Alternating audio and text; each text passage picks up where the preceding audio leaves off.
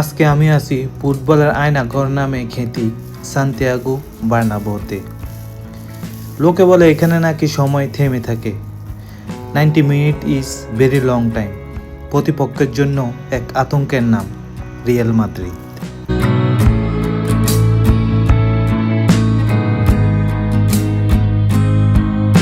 আসসালামু আলাইকুম, হোয়াটসঅ্যাপ।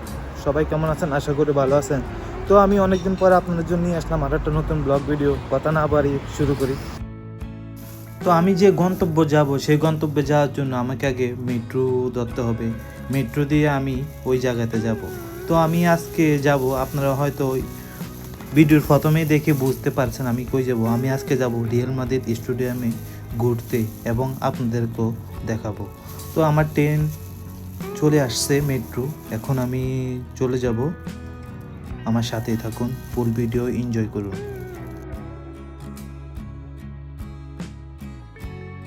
তো গাইস, আমি কিন্তু এখন রিয়াল মাদ্রিদ স্টেডিয়ামের সামনে আছি। আমার সামনে ঠিক বরাবরই রিয়াল মাদ্রিদ স্টেডিয়াম। আমি আপনাদেরকে দেখাচ্ছি।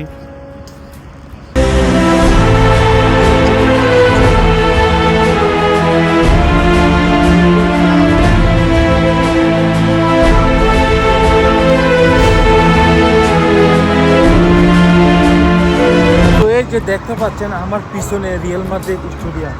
তো যে একজন ফুটবল ফ্যান হিসাবে সবারই আশা থাকে তার পছন্দের ক্লাবটার ভিতরে ঢুকার এবং বসে খেলা দেখার।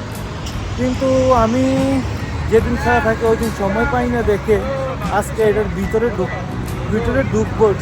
এটার ভিতরে ঢুকে আমি দেখবো এবং আপনাদেরকেও দেখাবো।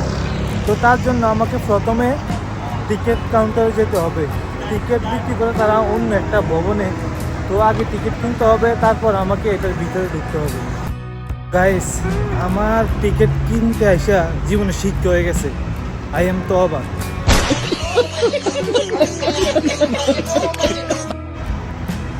তো কি কারণে আমি এ কথা বলছি, আমি এখানে আইসা জানতে পারছি যে এখানে শুধু টিকিটের পেমেন্ট নেয় তারা কার্ডের মাধ্যমে, কোনো ক্যাশ নেই।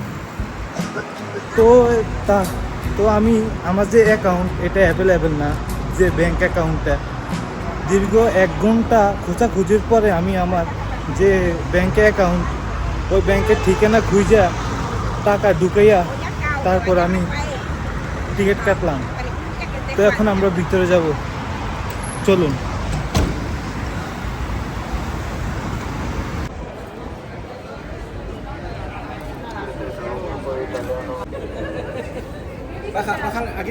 তো ঢুকার সময় আমাকে ভিডিও করতে দেয় নাই, আমার সব কিছু চেক করে তারপর আমাকে ভিতরে ঢুকাইছে।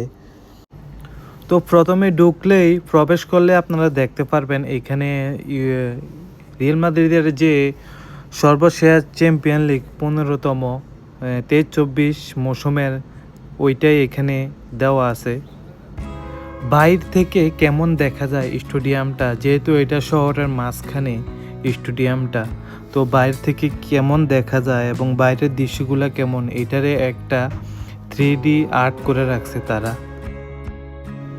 আর আকাশ থেকে দেখলে কেমন লাগে সেটারও একটা ফুটেজ নিয়েছি আমি, দেখুন।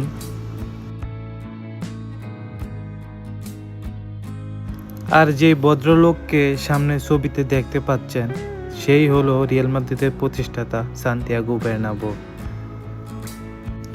আর যে সময় প্রথম তারা চ্যাম্পিয়ন লিগ শুরু করে তখন কি ধরনের বল দিয়ে তারা খেলতো, এবং এখানে টি শার্টও আছে, কি ধরনের গেঞ্জি গায়ে দিয়ে খেলতো, এবং জুতাও দেখেন কিরকম জুতা। রিয়াল মাদ্রিদের বর্তমান বয়স 122 বছর। 122 বছর আগে এই ক্লাবের যাত্রা শুরু। এটি ইউরোপিয়ান ফুটবলে ধারাবাহিকভাবে আধিপত্য দেখিয়ে যাচ্ছে। 1902 সালে 6 মার্চ যাত্রা শুরু করে রিয়াল মাদ্রিদ। এখন এই ক্লাবটি ইউরোপের সবচেয়ে সেরা একটি ক্লাব। এটি শুধু স্পেনের সেরা ক্লাব নয়, ইউরোপের সর্বকালের সেরা ক্লাব রিয়াল মাদ্রিদ। স্পেনের রাজধানী মাদ্রিদ শহরে মাদ্রিদ ফুটবল ক্লাব নামে যাত্রা শুরু করা দলটি বর্তমান নাম রাখা হয়। 1920 সালে রিয়াল শব্দটি আগত হয় মূলত স্প্যানিশ শব্দ রয়্যাল থেকে। আর এই যে এখানকার যে এগুলা সবচেয়ে ভালো লাগছে যে কত সালে কার অবদানের কারণে তারা চ্যাম্পিয়ন লিগ জিতেছে, তাদের খেলা এবং তাদের ছবি নিয়ে দিয়ে এবং সালটা লেখে রাখছে কত সালে কার অবদান বেশি ছিল।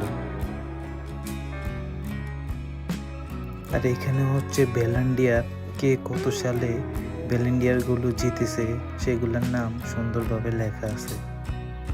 El que está en el medio. Claro, pero ese es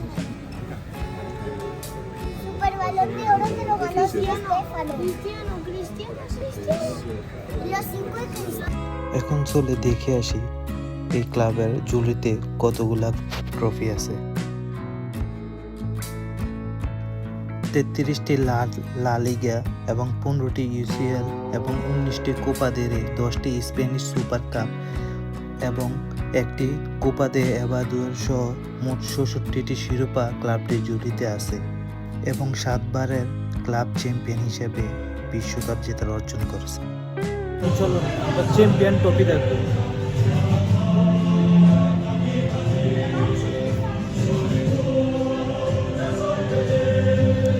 এই ট্রফিগুলোর কারণে রিয়াল মাদ্রিদকে রাজাদের ঘর বলা হয় বা স্বর্গ বলা হয়।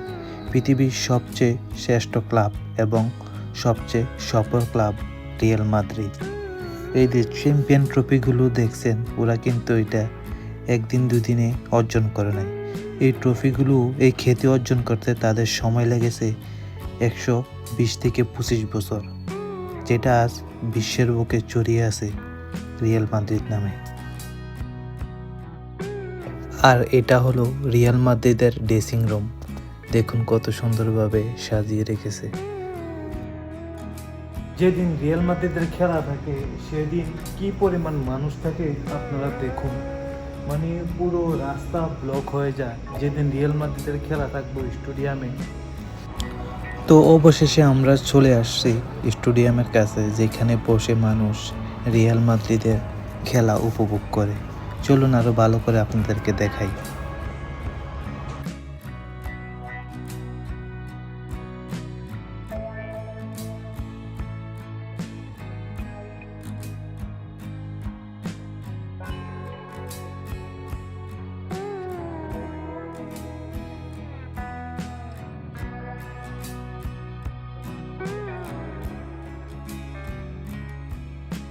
চলে এসেছি একবার উপরে, যেখান থেকে স্টেডিয়ামটা ফুল দেখা যায়। আমি আপনাদেরকে দেখাচ্ছি।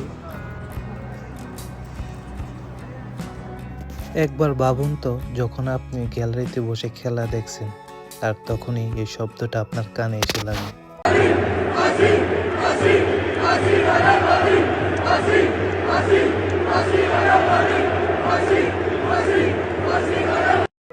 কে না খেলেছে এই মাঠে? ইতিহাসের সেরা খেলোয়াড় Cristiano Ronaldo, David Beckham, Zinedine Zidane, Sergio Ramos, Luis Figo, Raul, Benzema, Ronaldo, Kaka, ইতিহাসের আরও অনেক ভালো খেলোয়াড়রা এখান থেকে খেলে গিয়েছেন।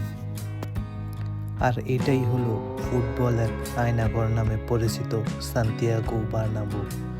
মানুষ বলে এখানে সময় থমকে থাকে।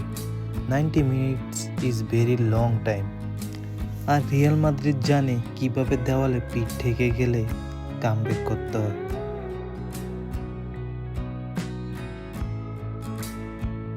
আমি স্টেডিয়ামের একেবারে উপরে, রিয়াল মাদ্রিদ স্টেডিয়ামের। তো আমার অনেক শখ। এই শখগুলোর মধ্যে একটা শখ ছিল যে আমি রিয়াল মাদ্রিদ স্টেডিয়ামে দেখবো এবং বসবো স্টেডিয়ামে। তো ইনশাল্লাহ খেলা দেখতে পারি আর না পারি, স্টেডিয়ামে ঢুকে স্টেডিয়ামে বসতে পারছি, এটাই অনেক কিছু। তারপরে ইনশাল্লাহ কোনো একদিন সময় পেলে এসে খেলা দেখব। তো এখন আমরা নিচে গিয়ে মাঠে গিয়ে দেখব, চলো।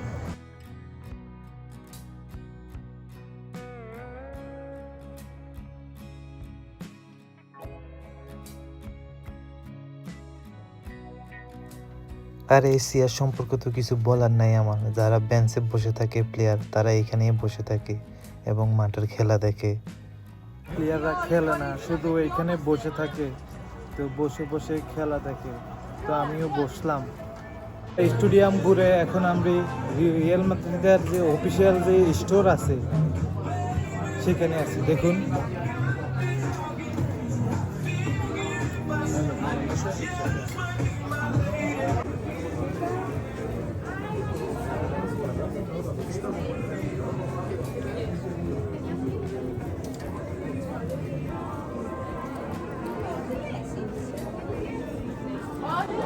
€165 একটা জার্সি, বাংলাদেশি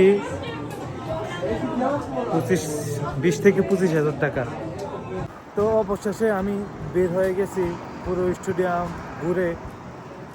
তো সামনে নতুন কোনো ব্লগ নিয়ে আসার চেষ্টা করব। আপনারা সবাই ভালো থাকবেন, আর আমার ব্লগটা যদি ভালো লাগে এবং কেমন হয় এটা আপনারা কমেন্ট করবেন, আর লাইক করবেন, শেয়ার করবেন। সবাই ভালো থাকবেন। আল্লাহ হাফেজ।